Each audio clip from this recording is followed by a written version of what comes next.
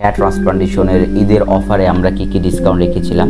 ক্লিনিকে দেখবেন যে আপনারা একটু চিন্তা করে দেখবেন, একদিনে 5,000 6,000 গ্রাফ লাগিয়ে দিচ্ছে, আদৌ কি আপনাকে গ্রাফ দিচ্ছে না চুল দিচ্ছে, এটা আসলে দেখার বিষয়। কেননা একটা গ্রাফটে কিন্তু 1 থেকে 5টা পরিমাণ চুল হতে পারে। আমি আগেই বললাম অনেক অদ্ভুত লাগতেছে। তো অ্যাকচুয়ালি এটাকে বলা হয় সোয়েলিং। হেয়ার ট্রান্সপ্লান্ট করার পরে যে সোয়েলিং চলে আসে, সোয়েলিংটা কেন হয়? আমরা কিন্তু হেয়ার ট্রান্সপ্লান্টের সময় পেশেন্টকে প্রচুর পরিমাণ লোকাল অ্যানেস্থেসিয়া দিয়ে থাকি। এতে কি হয়, লোকাল যেগুলো সামনের দিকে আসে এই জায়গাটা ফুলে যায়। Hey guys, welcome back to my channel Raihan hair transplant Bangladesh. জানাচ্ছি আপনাদেরকে অনেক অনেক শুভেচ্ছা। সো বন্ধুরা, পবিত্র রমজান মাস শেষ হয়ে গেছে। এই মধ্যে আপনারা অনেকে জিজ্ঞাসা করেছিলেন হেয়ার ট্রান্সপ্লান্টেশনের ঈদের অফারে আমরা কি ডিসকাউন্ট রেখেছিলাম। যারা এই রোজার মাসে, পবিত্র রোজার মাসে হেয়ার ট্রান্সপ্লান্ট করেছে, আমরা যতটুকু পেরেছি হেয়ার ট্রান্সপ্লান্ট ডিসকাউন্ট করে দিয়েছি। তাছাড়া অনেকে এখন বর্তমান জিজ্ঞাসা করতেছে এই ডিসকাউন্টটা কি ঈদের পরও আমরা এই ডিসকাউন্টটা রাখবো কিনা। সো বন্ধুরা, আমরা ট্রাই করব ঈদের অন্তত 15 দিন পর্যন্ত, মানে ঈদের 15 দিন পর্যন্ত এই ডিসকাউন্টটা করার জন্য। সো বন্ধুরা, আপনারা যারা অন্তত ঈদের 15 দিন ভিতরে যারা হেয়ার ট্রান্সপ্লান্ট করবে, এরা অবশ্যই আমাদের যে হোয়াটসঅ্যাপ নাম্বার মেসেজ করলে অবশ্যই আপনারা ডিসকাউন্ট পাবেন। এছাড়া বন্ধুরা, আপনারা জিজ্ঞাসা করে থাকেন হেয়ার ট্রান্সপ্লান্ট রিলেটেড অনেক প্রশ্ন করে থাকেন। আমরা আসলে সময়ের অভাবে অনেক প্রশ্নের উত্তর দেই না। আজকের ভিডিওটাতে আমরা ট্রাই করব যে আপনাদের মনে যে প্রশ্নগুলো আছে হেয়ার ট্রান্সপ্লান্ট সম্পর্কে, আর হেয়ার ট্রান্সপ্লান্টের খরচ কত টাকা। অনেকে জিজ্ঞাসা করে আমি হেয়ার ট্রান্সপ্লান্ট করতে চাই, আমার কত টাকা খরচ হবে। আবার অনেকে জিজ্ঞাসা করে যে আমার হেয়ার ট্রান্সপ্লান্ট দরকার নাই, বাট যে চুলগুলো আছে এগুলো যাতে আমার পাতলা ঘন হয়, এই সম্পর্কে অনেক প্রশ্ন করে। আসলে আমরা ট্রাই করব প্রতিটা প্রশ্নের উত্তর দেওয়ার জন্য। সো বন্ধুরা, আমি আছি Mohammad Raihan, public relation officer, Kamal hair and skin centre. Let's start the video. প্রথম একবার জিজ্ঞাসা করেছে হেয়ার ট্রান্সপ্লান্টে কতদিন পর ক্যাপ ব্যবহার করা যাবে। জিজ্ঞাসা করে থাকে মানে হেয়ার ট্রান্সপ্লান্ট করার পর কতদিন পর আমি ক্যাপ ব্যবহার করতে পারবো। ক্যাপ, ভারী ক্যাপ যেগুলো আপনি এখন স্ক্রিনে দেখতে পাচ্ছেন, এই জাতীয় ক্যাপগুলো 7 থেকে 10 দিন পর আপনি মিনিমাম 10 দিন পরে আপনি ইউজ করতে পারেন। তাছাড়া অনেকে জিজ্ঞাসা করে আমি হেয়ার ট্রান্সপ্লান্ট করার পর 2 দিন পর আমার অফিস করতে হবে বা 3 দিন পর অফিস করতে হবে, আমি তখন মাথায় কি পরবো। তো এর জন্য আমরা বলে থাকি যারা মূলত এই হেয়ার ট্রান্সপ্লান্টেশন করবে, এরা মূলত সার্জারিক্যাল টুপি আছে, হেয়ার ট্রান্সপ্লান্ট পর সার্জারিক্যাল যে এখন বর্তমান টুপিগুলো দেখতে পাচ্ছেন, এগুলো পরে আপনি অফিস করতে পারেন। তো ভারী যে ক্যাপের ব্যাপারটা, এটা অবশ্যই 10 দিন পর আপনারা পড়তে হবে। এরপর জিজ্ঞেস করেছে আমি ডিএচআই হেয়ার ট্রান্সপ্লান্ট করতে চাই, আপনারা কি ডিএচআই হেয়ার ট্রান্সপ্লান্ট করেন কিনা।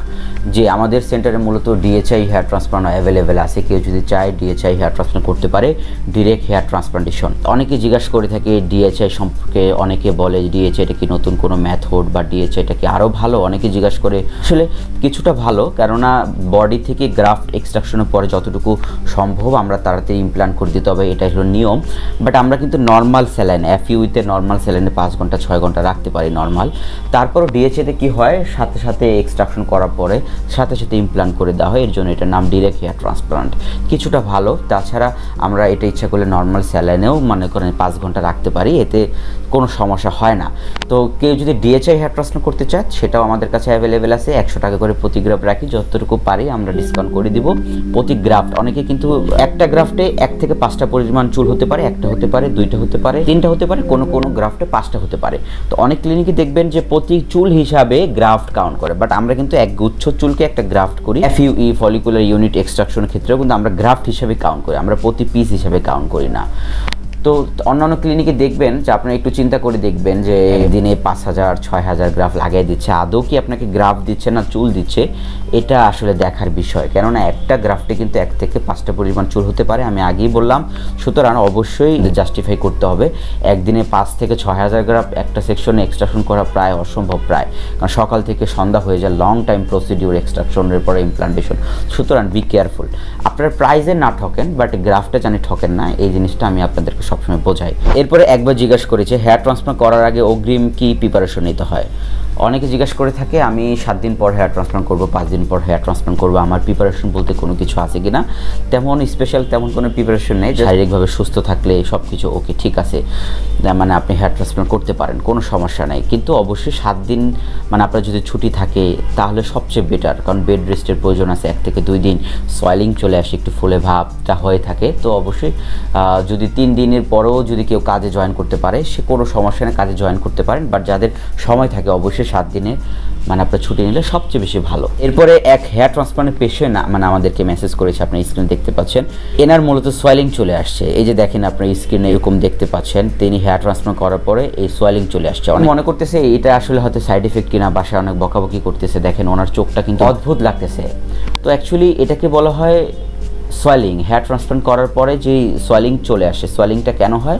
আমরা কিন্তু হেয়ার ট্রান্সপ্লান্টের সময় পেশেন্টকে প্রচুর পরিমাণ লোকাল অ্যানেস্থেসিয়া দিয়ে থাকি। তার মানে সামনের দিকে প্রচুর সোয়েলিং চলে আসে, পিছের দিকেও আমরা লোকাল দিই। তো এতে কি হয়, লোকাল যেগুলো সামনের দিকে আসে এই জায়গাটা ফুলে যায়। আস্তে আস্তে অনেকে দেখবেন হেয়ার ট্রান্সপ্লান্ট করার পরে পরের দিন থেকে কাজ করে বা তারপরের দিন থেকে রেস্টটা নেয় না, মানে হাঁটাচড়া করে। যত পরিমাণ হাঁটাচড়া করবেন সামনের থেকে এই সোয়েলিংটা পিছে থেকে সামনের দিকে আসবে। ওনার কেসটা কিন্তু সেম হয়েছে।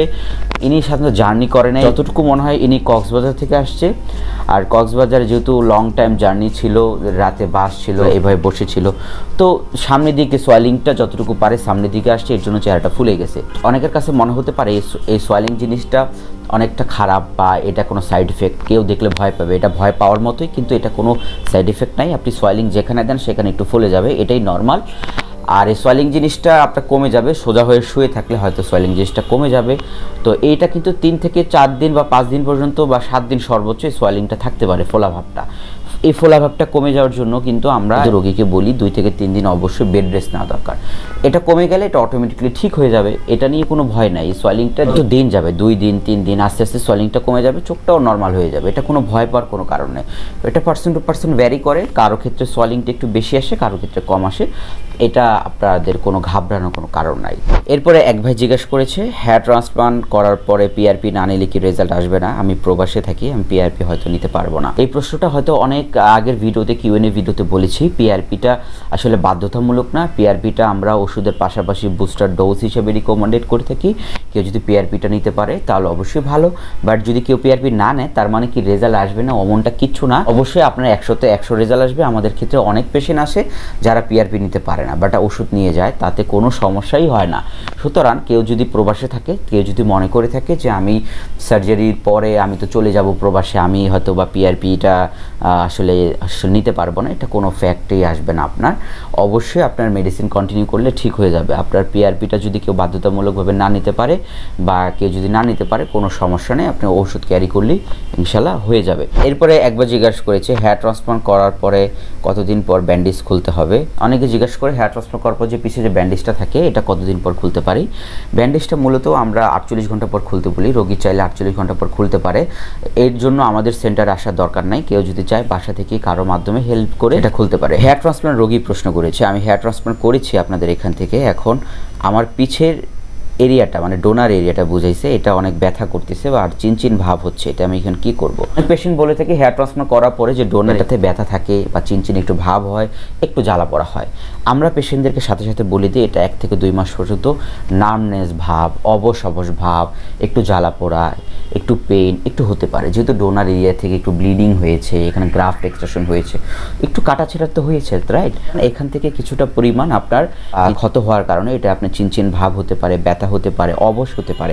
অনেক পেশেন্টরা বলে আমি এখানে হাত দিলে কিন্তু অবশ লাগে।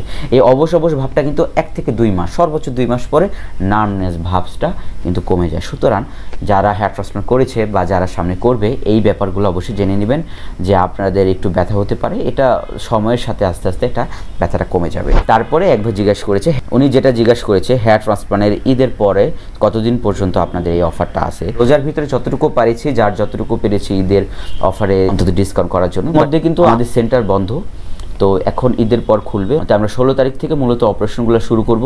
16 তারিখের পর থেকে আশা করি 10 দিন বা 15 দিন পর্যন্ত আমরা হয়তো ডিসকাউন্টের প্রাইসটা সুযোগ রাখবো, বাট যতটুকু পারি, ভিডিওতে হয়তো ওপেন বলবো না, বাট যতটুকু পারি সম্মান রাখার ট্রাই করব। যারা এই 10-12 দিনের ভিতরে হেয়ার ট্রান্সপ্লান্ট করবে অবশ্যই আমাদের এটা হোয়াটসঅ্যাপ নাম্বার, এটা ইমো নাম্বার, আপনার মাথার ছবি দিলে আর SMS করলে হবে, রায়হান ভাই এর মধ্যে অন্তত 10 দিনের ভিতরে ট্রান্সফার করতে চাচ্ছি, যতটুকু পারি সম্মান রাখার চেষ্টা করব। সো বন্ধুরা, আপনারা যারা হেয়ার ট্রান্সপ্লান্ট করবে আমাদেরকে এটা হোয়াটসঅ্যাপ নাম্বার, এটা হোয়াটসঅ্যাপ মেসেজ দিলে আমাদের অ্যাডভান্স অগ্রিম 5000 টাকা অ্যাডভান্স করতে হয় বিকাশে, আমরা একটা ডেট দিয়ে দিব, তারপরে সেই দিন আপনি সরাসরি এসে দেখা করলে হবে। এরপরে একবার জিজ্ঞাসা করেছে আমি হেয়ার ট্রান্সপ্লান্ট করতে চাই, আসলে এই কন্ডিশনে আমার কি করা উচিত কিনা? আপনারা ছবি দেখতে পাচ্ছেন, এটা কিন্তু মূলত হেয়ার ট্রান্সপ্লান্ট কন্ডিশন না, এটা ডিফিউজ হেয়ার লসের মতো মাঝখান থেকে চুল পড়ে গিয়েছে, আপনারা দেখতে পাচ্ছেন। এই কন্ডিশনে আমরা চিকিৎসা নিতে বলি, যেহেতু মাথায় রুট আছে, এটা চিকিৎসা নিলে ওষুধের মাধ্যমে এই চুলটা কিন্তু ঘন হওয়া সম্ভব। কিন্তু উনি যদি এখন ওষুধ না দেয়, এই চুলগুলো কিন্তু 1 থেকে 2 বছরের ভিতরে অনেকটা পড়ে যাবে, 2-3 2-3 বছর পর উনি যখন 7 গ্রেড বলনেস হয়ে যাবে, পুরো মাথা টাক হয়ে যাবে, তখন কি করব আমরা? তখন সে হেয়ার ট্রান্সপ্লান্টের আশে বসে রইলো, হেয়ার ট্রান্সপ্লান্ট কন্ডিশন নিয়ে আসলো, বাট তখন দেখবো আমরা ডোনার ভালো না। এই ক্ষেত্রে আমরা বলে থাকি এর জন্য যে এই যে রাইট নাও এই যে বর্তমান যে থিন হয়ে গেছে, এটার জন্য চিকিৎসাটা নেওয়াটা ওনার জন্য অনেকটা বেশি ইম্পর্টেন্ট। উনি যদি এখন থেকে চিকিৎসা নেয় তাহলে কিন্তু এই চুলগুলো ইমপ্রুভমেন্ট হওয়া সম্ভব, ঘন হওয়া সম্ভব।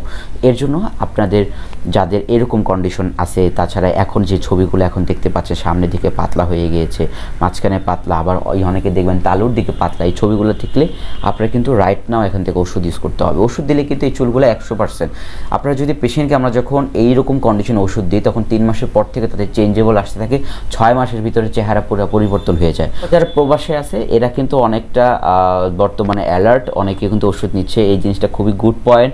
যার যা লোক দিয়ে ওষুধ নিচ্ছে আমাদের মেসেজ করতেছে, আমরা না হেল্প করতেছি, বাট এই জিনিসটা খুবই প্লাস পয়েন্ট। যারা বর্তমান থিন হয়ে গেছে এরা অবর্তমান চুলের জন্য ওষুধ ক্যারি করে না। এই 2-3 বছরে যে হেয়ার লসটা হবে এটা কিন্তু আপনার লস, এটা আলটিমেটলি আপনি পিছিয়ে গেলেন, অবশ্যই এটা আপনার ক্ষতি হবে।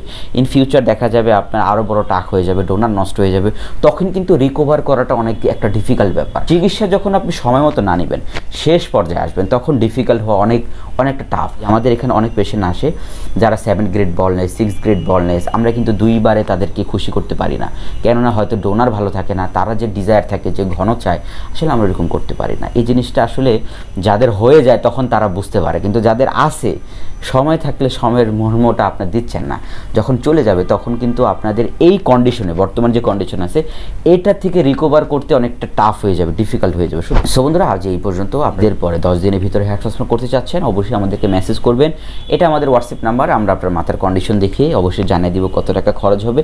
জাস্ট বললেই হবে রায়হান ভাই আমি হেয়ার ট্রান্সপ্লান্ট করতে চাচ্ছি, আমরা একটা বিকাশ নাম্বার দিব, ওই বিকাশে অ্যাডভান্স সামান্য জাস্ট 5,000 টাকা দিয়ে দিলে হবে, বাকিটা অপারেশন দিন সরাসরি এসে আপনারা পেমেন্ট করতে পারেন। সো বন্ধুরা, আজ এই পর্যন্ত। আল্লাহ হাফেজ, সবাইকে ঈদ মোবারক।